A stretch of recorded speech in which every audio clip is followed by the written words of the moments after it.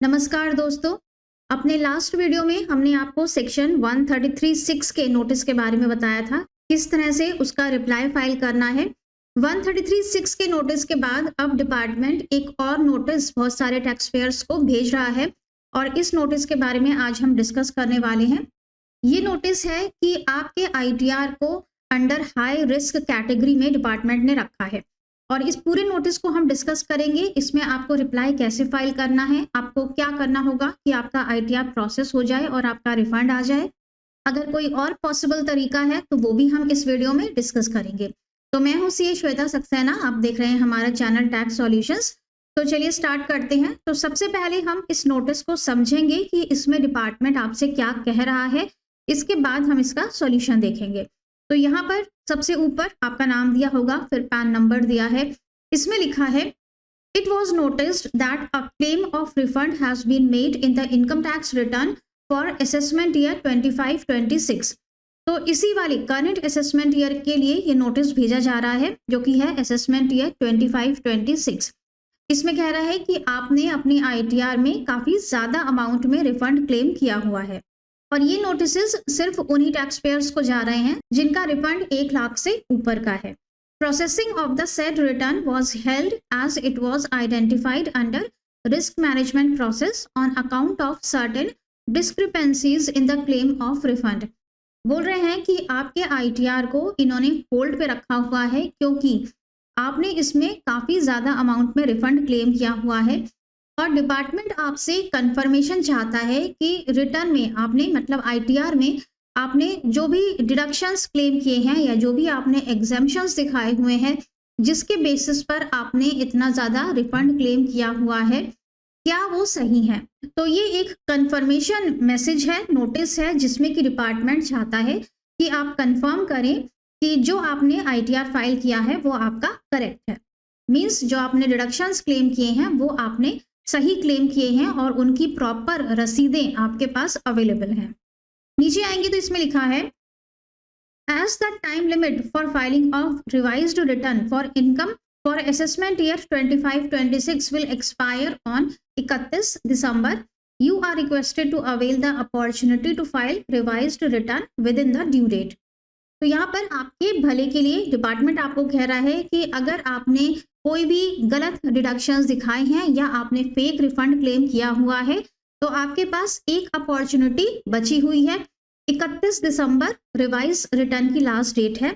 अगर आपने कोई भी ऐसे डिडक्शंस दिखाए हुए हैं तो आप अपने आईटीआर को रिवाइज कर सकते हैं और इसमें डिपार्टमेंट आपसे कोई भी लेट फीस पेनल्टी वगैरह चार्ज नहीं करेगा। रिटर्न को रिवाइज करके आप अपने सही डिडक्शंस दिखा सकते हैं, अपनी रियल इनकम जो भी आपकी हो वो दिखाकर आप अपनी रिटर्न को रिवाइज कर सकते हैं 31 दिसंबर तक। इसके बाद बोल रहे हैं एन अपडेटेड रिटर्न में alternatively be filed from 1 January however with additional tax liabilities. अगर 31 दिसंबर तक आप अपनी आईटीआर को रिवाइज नहीं करते हैं, जो कि लास्ट डेट है, तो फिर आपके पास क्या रास्ता होगा। तो फिर 1 जनवरी से आप अपडेटेड रिटर्न को फाइल कर सकते हैं। Updated return means ITR you को आप फाइल कर सकते हैं 1 जनवरी से। लेकिन जब आप अपडेटेड रिटर्न फाइल करेंगे तो उसमें आपके पास क्या प्रॉब्लम्स आएंगी।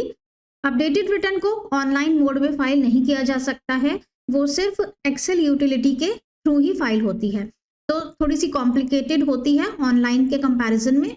और अपडेटेड रिटर्न आप खुद से फाइल नहीं कर पाएंगे अगर आपको आईटीआर फाइलिंग की कोई भी नॉलेज नहीं है। दूसरी इंपॉर्टेंट चीज़ कि जब आप अपडेटेड रिटर्न फाइल करेंगे तो इसमें काफ़ी हैवी पेनल्टीज चार्ज की जाती हैं।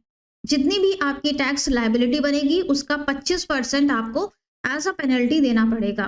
तो अपडेटेड रिटर्न फाइल करने के लिए बहुत सारी टर्म्स एंड कंडीशंस हैं और इसमें टैक्सेस भी काफ़ी हैवी हो जाते हैं। इसीलिए अगर आपने रॉन्ग डिडक्शंस क्लेम किए हुए हैं तो आप आईटीआर को रिवाइज कर सकते हैं 31 दिसंबर तक।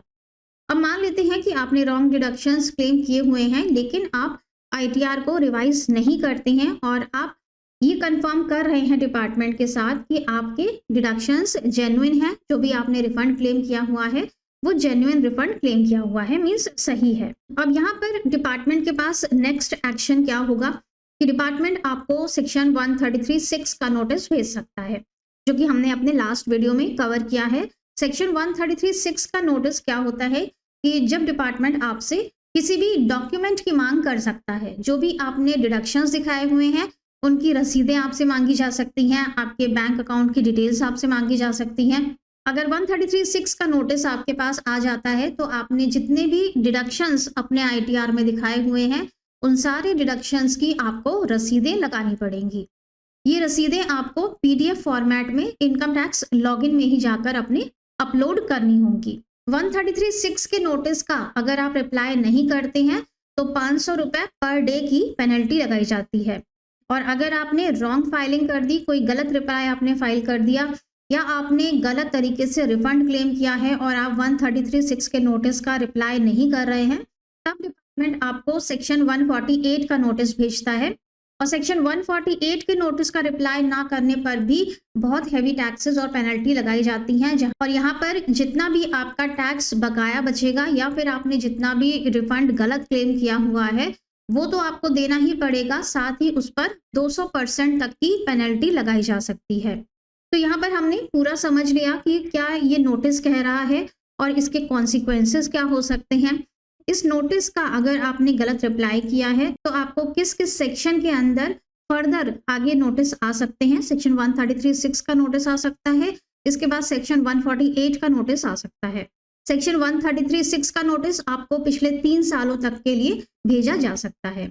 इसका मतलब ये हुआ कि इस साल का रिफंड तो आपको वापस देना ही पड़ेगा, साथ ही जो पिछले 2 साल हैं उनका रिफंड भी आपको वापस देना पड़ेगा अगर आपने गलत डिडक्शंस क्लेम किए हुए हैं। आईटीआर फाइलिंग के लिए अगर आप हमारी पेड सर्विसेज चाहते हैं तो हमें व्हाट्सएप नंबर पर कांटेक्ट कर सकते हैं।